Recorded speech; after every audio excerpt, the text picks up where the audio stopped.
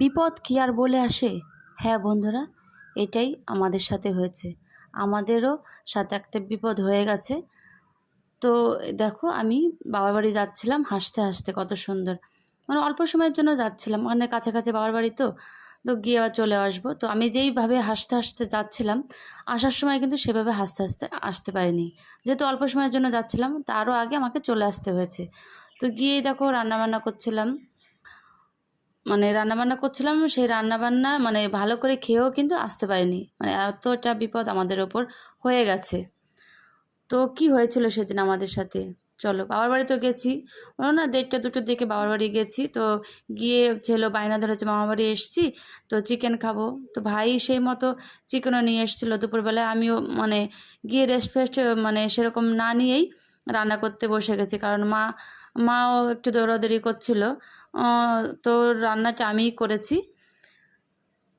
তো রান্না করছিলাম, রান্না টান্না হয়েও গেছে, হয়ে ছেলেদেরও আমি খাইয়ে দিয়েছিলাম।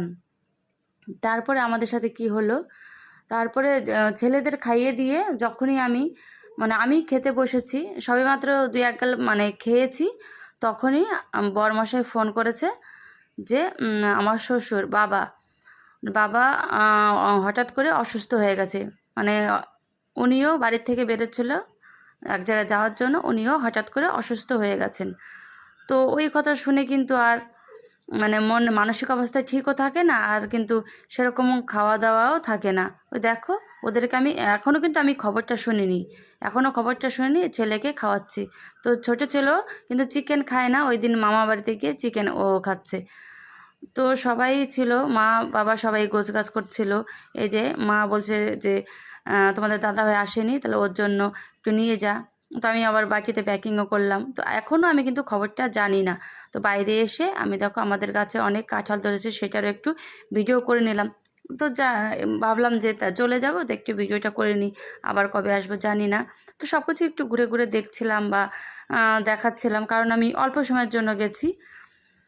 তো আমি ভিডিও করছিলাম, তো ছেলেদের খাওয়া হয়ে গেছে, ও এসে আমার পেছনে দাঁড়িয়েছে, ও ক্যামেরার সামনে আসবে না, আমার পেছনে পেছনে ঘুরছে যে মা কী করছো কী করছো। তো এই একটু পরেই আমি খবরটা কিন্তু শুনবো। তো ওই উঠোন থেকে এসে আমি আবার একটু বাড়ির পেছনে আসলাম, যে একটু বাড়ির পেছনের, যেহেতু আমার এইটা খুব প্রিয় একটা জায়গা। তো এটাই হচ্ছে কথা। তো শ্বশুরমশাই এখনও কিন্তু সুস্থ হয়নি।